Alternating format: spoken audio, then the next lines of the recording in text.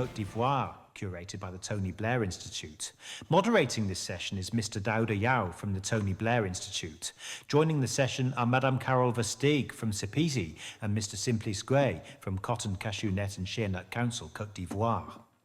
Please join us for this special session. My name is Daouda, and it is both a pleasure and honor to moderate this special session on Cote d'Ivoire. So first of all, I would like to know who has already visited Cote d'Ivoire. You can hand your up. Congratulations. Cote d'Ivoire is a special cashew in a special country in cashew.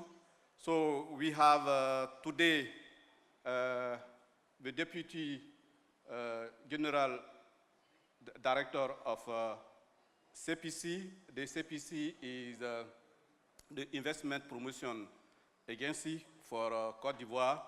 And we have Mr. Simplice who will deliver the message in the name of Mr. Mamadou Berté, who couldn't be here for some constraint in Abidjan.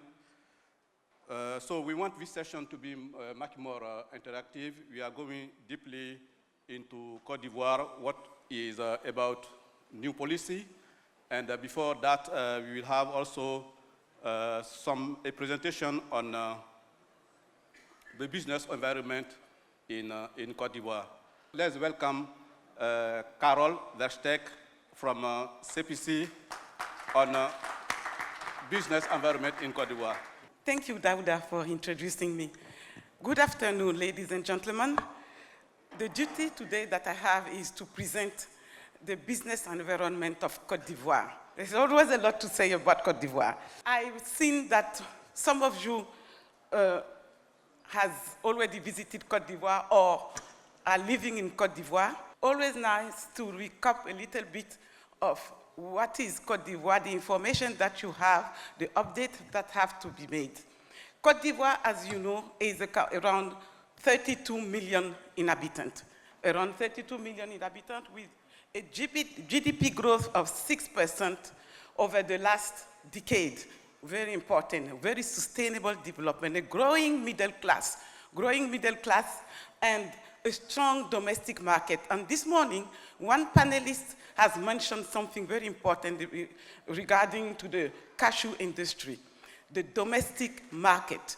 And what we are now trying to do is to develop the domestic market toward cashew nuts. We need to eat cashew. You know, Cote d'Ivoire is the first global producer of cocoa, and we are now starting to eat chocolate. You know, chocolate was not really in the habit of the African food, but now we are also now trying to consume chocolate. That's the same for cashew nuts. Cote d'Ivoire, economically wise, is among some regional organizations. The first organization will be YMU. YMU represents 8 countries sharing the same currency, which means the CFA. And then we are also among the ECOWAS with like 15 countries, 456 million inhabitants. And of course, the largest upcoming market will be the AFCA with 53 African countries. What you need to know about Cote d'Ivoire is that also Cote d'Ivoire has 40% of the YMU GDP, very important. It's really the engine of the region. And it represents itself 75 of YMU trade. We were talking this morning, just before us, about the port, Lomé, Ghana, Nigeria. Also, Cote d'Ivoire has a trade and also has a huge traffic, but mainly for domestic purposes as well. And we have also reliable energy and a developing infrastructure, which is important for industrialized country. Something also very important for Cote d'Ivoire is that if you look at our National Development Plan, the National Development Plan has 75% of the amount of the investment that should come from the private sector. So it's a very liberal country. Private sector has a huge place. And of course, if you expect that much from a private sector, what do we have to do? We have to work on important pillars. First, how to secure the business, how to secure your business, how to secure the private business, very important. So you look at the very strong pillar that we have, is securing the business, putting in place infrastructure, legal structure to make sure that any dispute can be resolved in a fast way. So we have different levels of resolving the issues. Can start with the alternative dispute, can start with the negotiation, and end up to the commercial court. So all the steps are there just to secure the business people, the business sector. The second important pillar will be how to facilitate the business, the implementation of the business. So it's very simple, and it has been everywhere. First of all, you need to go through a large digitalization of your administrative, I would say, administrative structure. So we are into that at the moment. Developing one-stop shop point. We have a one-stop shop for creation, business creation. We have a one-stop shop for building permit, one-stop shop for commerce, everything. Digitalization is also going into the administration with the e-taxes. Now you pay your taxes via via the system. The e-CNPS, CNPS is our social structure taking care of the empowerment. And then the e-suppliers, the e-companies, etc. Everything is getting digitalization. And the third pillar is also to make transparency on the framework. Transparency means what? I mean, if you have a businessman in front of you, he wants to go into a private business, you'll have a private dedicated entity taking care of him from his implementation to after when post-creation, which is CEPICI, the organization I'm working for. And then if you want to go for PPP project, PPPs, we have a special dedicated structure, CNPP, taking care of that as well. And then the public investment has to go via tenders, as you mean. And at least, but very important, you want a private sector, you want a business to be profitable. What does the government have to do? He is to offer taxes, incentive to make sure that your business is sustainable and profitable. So this is the 4 pillars that we have for the private sector in Cote d'Ivoire. Concerning the cashew sector, just some numbers to give you, and I will leave Mr. Ge, who will give you more details on that. At the moment, from 2012 to today, we have an amount investment into the cashew sector from the business, private sector of $550 million.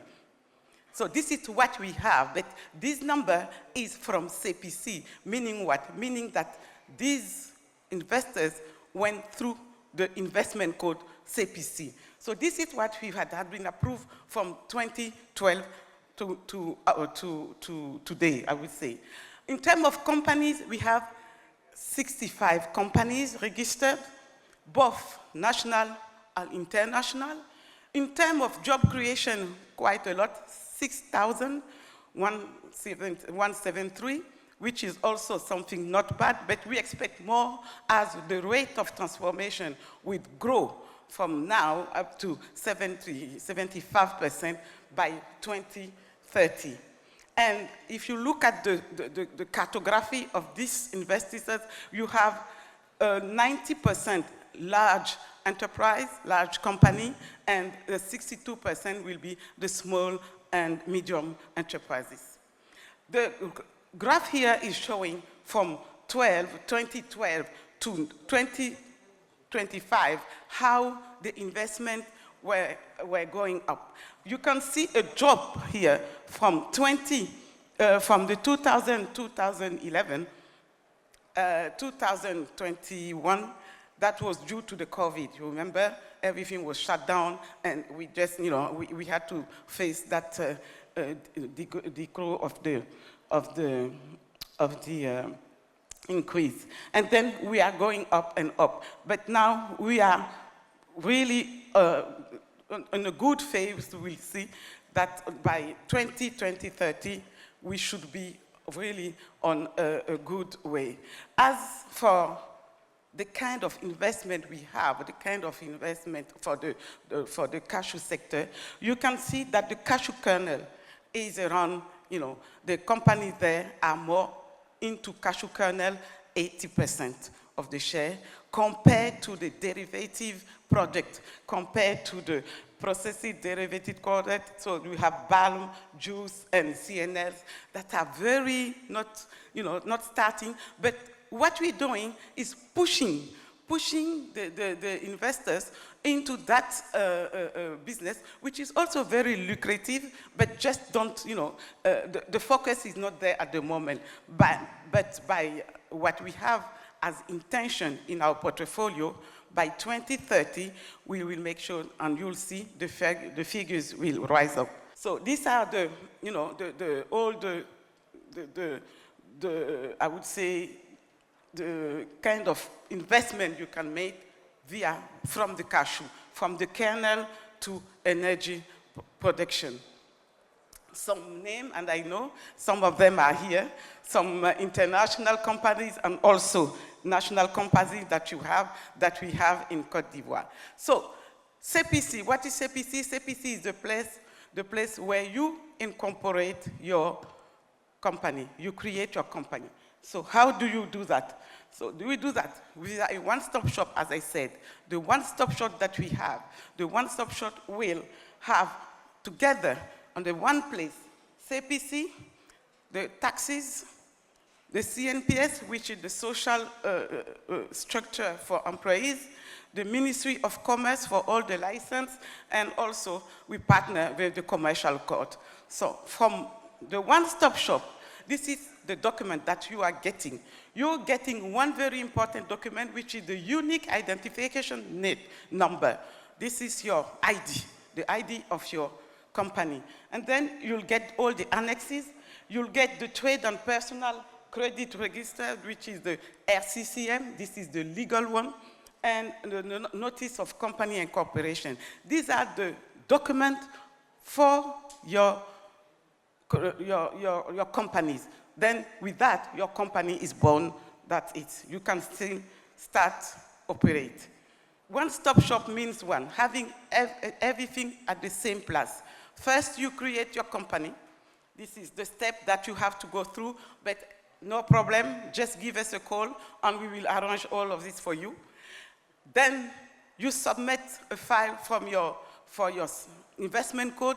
This is how, via the investment code, you'll get some incentive also, and then you submit a file for the industrial land demand request. So all in one place. The incentive and benefits, very important for investors. This is always the first question they come and ask. So what do I get? What are the incentives? Just to say, we are very large and very competitive.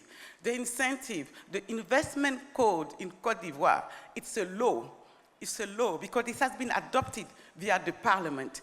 And it's a law for international companies and national companies. It's the same law. We do not make any difference. Donc, all companies, all investors who wanted to invest in Cote d'Ivoire via the investment code has the same treatment. So the investment code, just to go quickly, is a little bit technical, but we'll try to make it simple for this session. Investment code will consider two categories. Categories 1 and category 2. Category 1, we said category 1 because we have to prioritize somehow, because depending on the need of the country, we have to prioritize. And if you know Cote d'Ivoire, which the economy is based on agriculture, the agriculture is our priority on terms of economy. The agro-industry is a priority sector. Hospitality, because we all need to be in a well condition, and health. So these are our prioritized sector. And all the rest are category 2. So what do we get with the priorities and the categories? So this is what we get as, and this is just a resume of everything. The investment code is in 2 phases, right? You have during the investment phase, which lasts 2 years, because we're giving 2 years for you to build up everything and prepare. And then you are going into the operational phase, where you start your exploitation.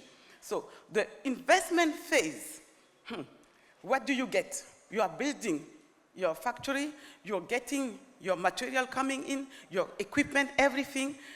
Category 1, agriculture, agro-business. Category 1, you'll get full duty relief on customs.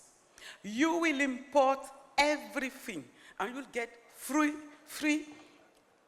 tax on custom. Even the pen can go for all the equipment, your cars, your trucks that you need for the companies. You can import all of them for your company. Because of what? Because we want the companies to be competitive, to have the most important equipment, innovative, in order to ensure a very large production. So everything for category 1, it's free for import. Those who are in category 2, they will get 50% exemption from custom. Okay, it's not bad. It's better than nothing, but 50%. And it can make a big difference. And of course, you also get a suspension of the VAT, which you will start to pay when you start the operational. Okay? So that will be the first phase, the phase of investment. You have 2 years for that. Once you finish that, your plant is ready, your equipment is in, everything is set up properly, CEPICI will come and control. We'll make the control and we say, okay, everything is done, you can start now operate. So then you start the operational phase. Then you also get another basket of incentive at that phase, which are also very competitive and interesting. Again, category 1, category 2, what do you get? Category 1, always prioritized. Category 1 will get 50% for 5 years of exemption, tax exemption, large companies, tax exemption, and small companies will get 70% for 5 years tax exemptions. Not bad, okay? And when you are in zone B, in zone A, it is also something you have to take into account, where the location is also very important. Zone A is the location, which is Abidjan and near Abidjan. Well, everybody likes to be in Abidjan. It's fancy, the airports, everything is around. Yeah, but it's not the place you're getting a lot. If you go into zone B, which are regional capitals, and Bonua and Bassam. Bassam is around 35 kilometers from Abidjan. The 2 cities plus the capital city, you are in zone B. And in zone B, you're getting 100% for 5 years, tax exemption. You're only in zone B, and then 50% for 5 years. And if you go into zone C, 100% for 10 years, and 70% for 5 years. So very important where you are. And I know for the cashew sector, well, the cashew sector, most of the time, you're not far from the sourcing. So most of them are located in zone B or zone C. And for category 2, which are, non-prioritized, well, we work not on exemption that are for the category 1. We will work with tax credit.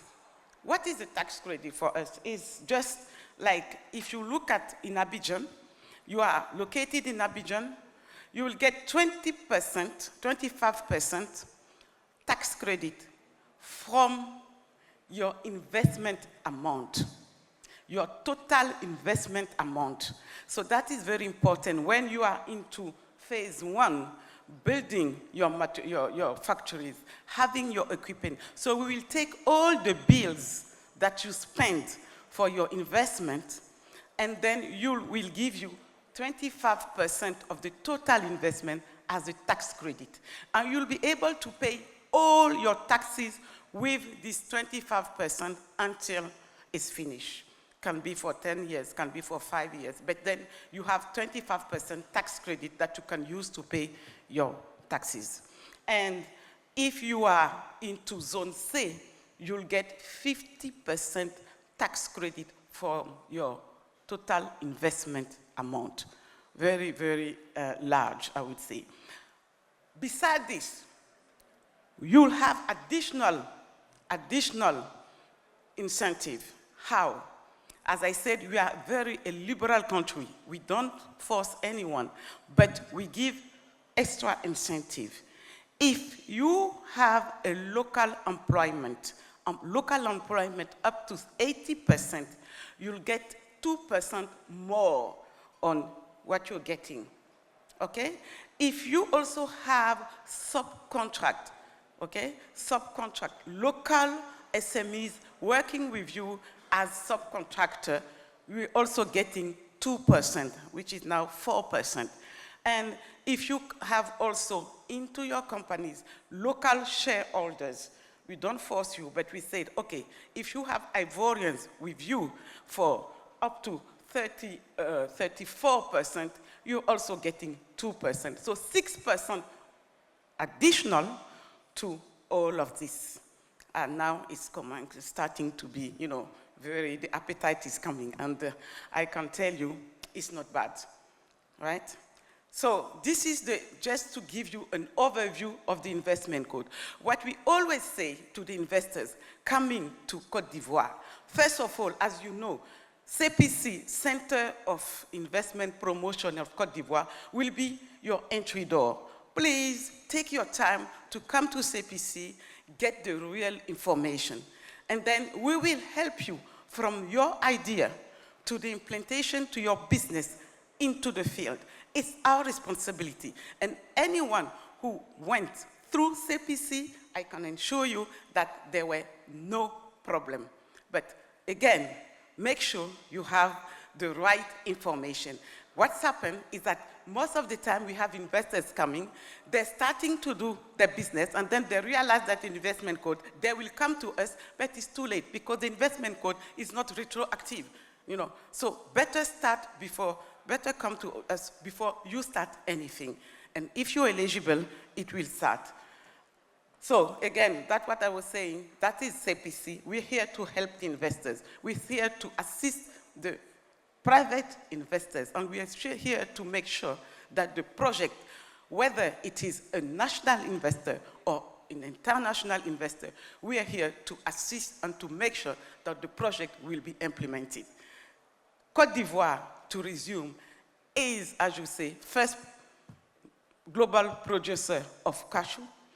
We are also a lot of things else, like cocoa, like other things. But again, economy is booming. We are ending and wishing to have our country very industrialized by 2030. It's doable, and we are very confident. Thank you, everybody, for that, and waiting for you on Cote d'Ivoire. Thank you.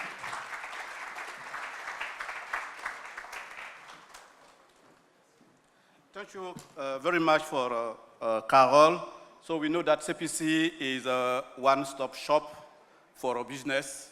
So we are in charge of business registration, incentives, industrial land allocation, and we know in Cote d'Ivoire the place of the private sector in the National Development Plan.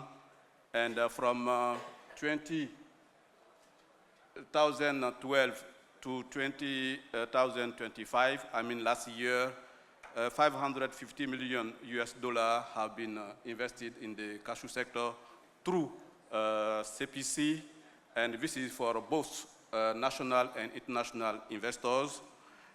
And incentives are at two levels, investment phase and operational phase. So feel free to reach out to Carole at any time you want to have much more details about her presentation. So we will move fast to Mr. Simplice Gay, who is a close collaborator to Mr. Mabado Berté. Simplice Gay is a director in charge of statistics, information, studies, and prospective. He has more than 15 years experience in the cashew sector. So let's welcome to Simplice Gay. Thank you. Ladies and gentlemen, I would like to thank you for coming to this session. Madam Carole has highlighted the global economy of Cote d'Ivoire. I'd just like to focus on cashew sector. Don't be confused regarding the figures. She has mentioned some figure regarding investment intention, what is registered to the CEPICI. We talk about who are running the facilities in Cote d'Ivoire and what is the capacity, real capacity of processing.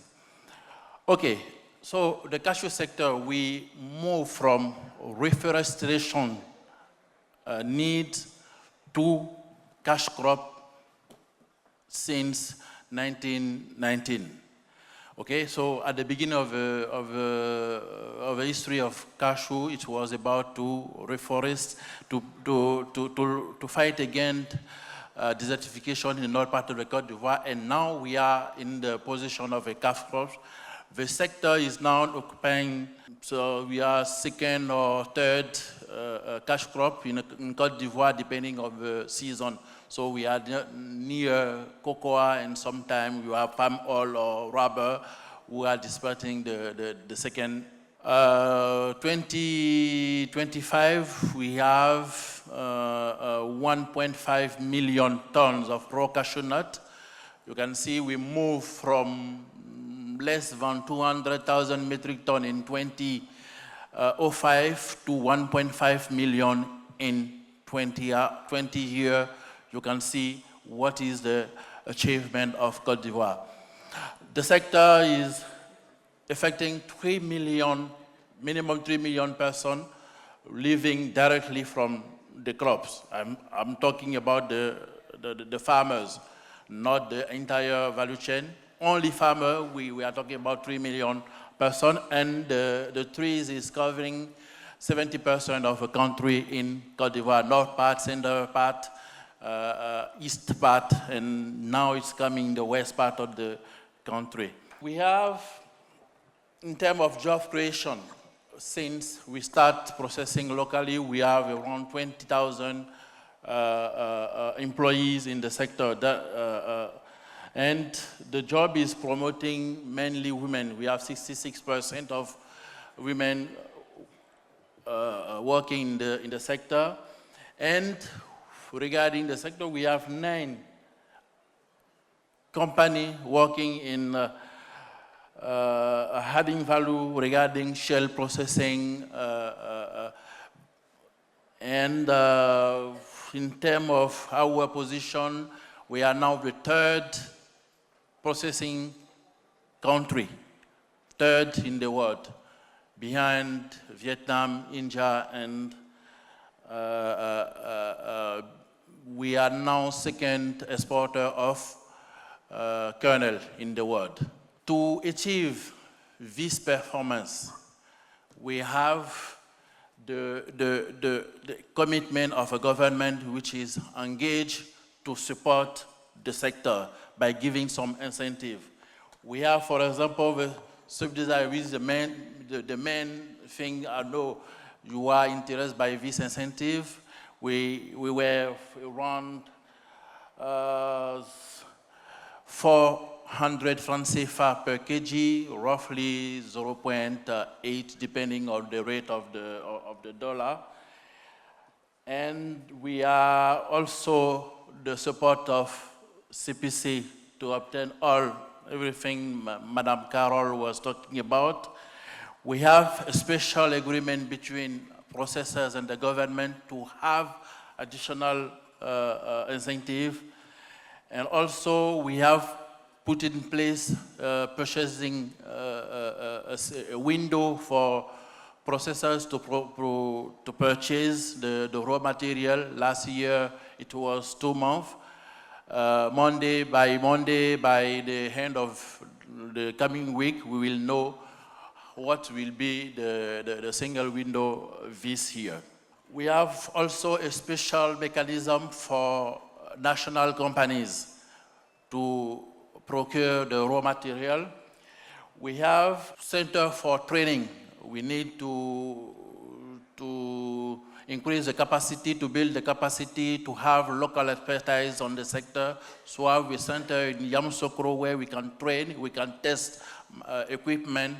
I think some equipment company are in partnership with us to make some demonstration in our center in Yamoussoukro. Some of you, I think you have already visiting these facilities.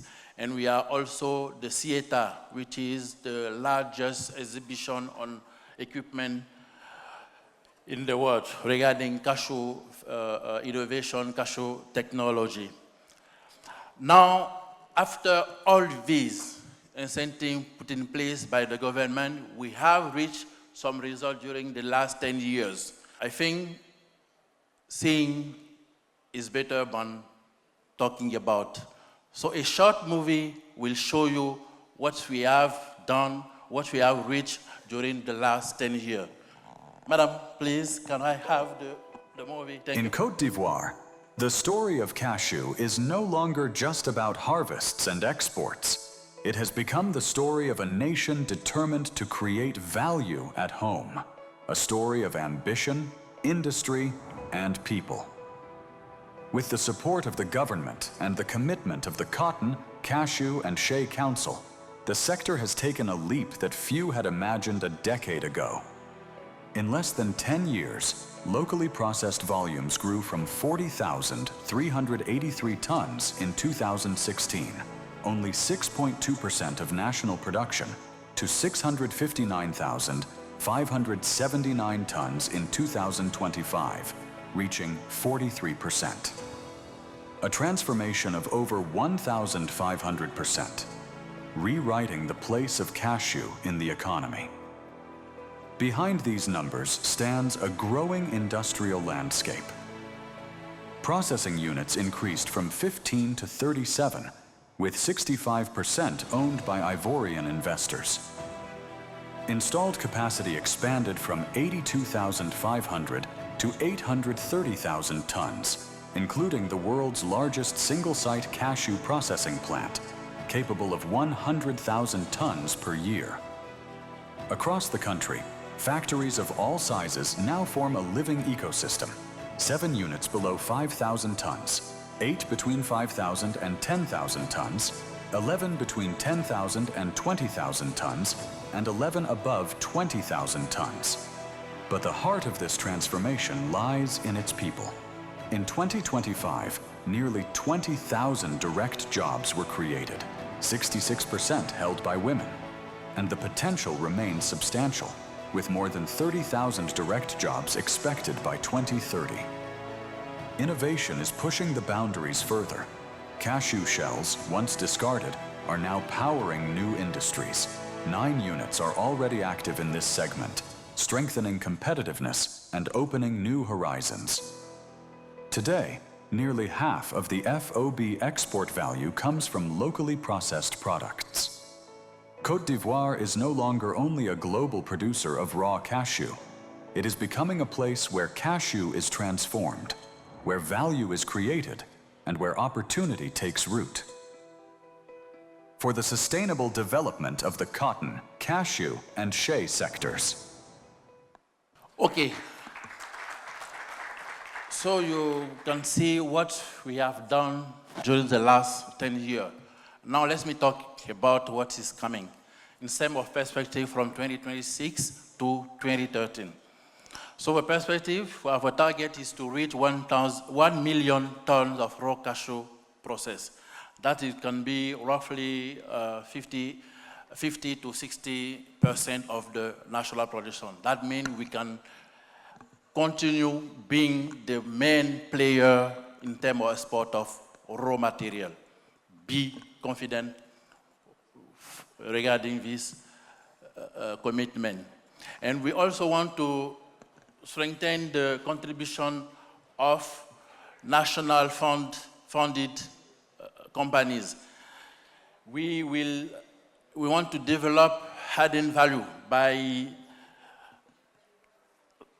working on byproduct, working on cashew shell, cake, apple. We also want to increase the competitiveness of the factory by mastering the cost and also increasing the value of our cashew. Mastering the cost, I was talking about how to develop storage facilities in order to make the product available all the year for processors. And also we are working on how to reach certification, an origin Cote d'Ivoire cashew that can help us access to more market. And also we are, this perspective to the end, we want to change, to adjust our agreement with processing unit, and the government is working on it. So next, for coming 3 or 5 years, we will have 3 pillars to work on. First, we have the renewal of the state and processor agreement. With some adjustment, we will have 300 francs CFA.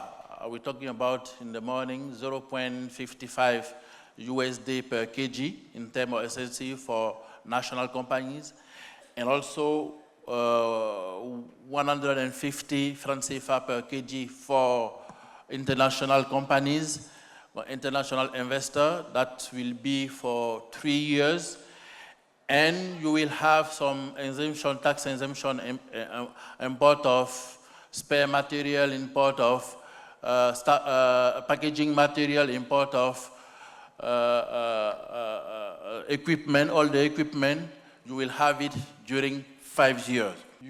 We also want to increase the regulation on the export of raw cashew. So we are in line to maintain the quantity of product in the country in order to assure the security of the supply of the local companies. We are also working on traceability. We want to make a special brand of the cashew from Cote d'Ivoire. And also we want those who like to work with us to have some scientific result on, for example, the benefit of the cashew on the health of everybody. Those who, for example, are health conscious. I know the cashew is very, very good for health, so we want to work on it to develop the market. So we also work on circular economy. We have to deal with the climate change. We need to sustain the crop. We need also to increase the local consumption, because local consumption is one of the markets we are looking to increase, to develop the value of our cashew. I would like now to give you a special invitation to come in Cote d'Ivoire for the next edition, the 5th edition of CETA, which will held November 26 to 28 in Abidjan. So come to see, to visit. We will manage some field visit. You can see some processing plant. You can see our technology center. You can also see some farmers if you want. Come in Cote d'Ivoire in November, and you will be with CEPICI if some of you who want to create the company, CEPICI will be there to give you all information. Thank you for your attention. We can now wait for your question to give more detail. Come in Cote d'Ivoire. Thanks a lot. Thank you so very much. Simplice, thanks again. We learned a lot from your presentation. In 2005, national production of RCN was 180,000, and 20 years after, 1,500,000 and more. This is a big result, and processing also is increasing due to strong support from government. So there is the investment code that is in place. The investment code is for all the commodities, but in addition to that investment code, the government has put some other, additional incentives specific to cashew processing, and that's why things are really moving. The subsidy that started in 2016 ended in December last year, but the government has decided again to renew it, but adjusting the amount. So the subsidy will be renewed for 3 years from now, and import of spare parts, packaging material, there will be exemptions. So those exemptions will include custom duties and VAT. And CCA is hardly working on local consumption of cashew product in general. And also in November this year, the government will organize cashew technology and equipment exhibition. So if you go to that exhibition, you will see all the technologies and machineries that are used in cashew processing. So thank you very much, Mr. Simplice, for this comprehensive presentation. So I have one question to Carole. I know that you have a great passion for cashew, because in the past also you were working with Olam before you joined CEPICI. So cashew processing is really dynamic. It means when you set up your cashew processing factory, let's say initial investment 15,000 metric tons of RCN per year, and you are growing, you want to increase the capacity. So to increase the capacity, you need to do additional investment. So from your point of view, how government support this type of development? Thank you, Daouda. Very important question. Maybe I should have mentioned that also in the presentation. Yes, it's true, when you start your business and the business is going well, you will need to develop your business. And the investment code is also taking that into account. So you'll come back to the CEPICI after the 5 years or the period that you have the tax exemption vacancy, but you'll come back and then you'll ask for an investment code, additional investment code for that. And we have one, what we call investment code for development. Yes, you'll be granted with incentive. Mainly the first part. The first part will mean what? Will mean the tax exemption for import. As you said, you want to increase your capacity. Means that you will need to have more equipment. You will need to have more material. So all the importation of this material will have tax-free. Yes, you'll be entitled for that. But the second phase, you will not be entitled because you are already into operational, and you have this vacancy period, and it's over. But the first part is renewable. It can be renewable for 1 time, 2 times, 3 times, depend on how many times you want to develop, because for us, that means what? It means that business is working, you are expanding, and this is really what we are looking for. Thank you very much, Carole. I have a question to Simplice. About sector dialogue, can you talk more about sector dialogue between stakeholders, OIA, ANACAD, CCAK, etc. That enable also the business environment and bring all those decisions to the stakeholders. Yes, thank you, Daouda. Regarding sector dialogue, in Cote d'Ivoire, we have the interprofessional OIA, Association of Farmers, Association of Processors, Association of Exporters and Suppliers, and the Cotton Cashew Council. Okay, you look in the board of Cotton and Cashew Council, you have 2 representatives of OIA, cashew sector, you have 2 representatives of cotton sector, you have 2 representatives of shea sector, and you have 6 representatives of a government. So it's a place to discuss before, for example, before adjusting the agreement between processors and the government. We had a workshop with the processors to discuss what is possible to do and what we need to do to encourage them. So we really take into account dialogue, because we cannot do we cannot change anything, we cannot go further if the private sector is not aligned with the vision of a government. Okay, thank you, Simplice. So let's applaud our panelists. Well, thank you so much for the deep dive into Ivory Coast, and a big thank you to Mr. Yao as well for beautifully steering this.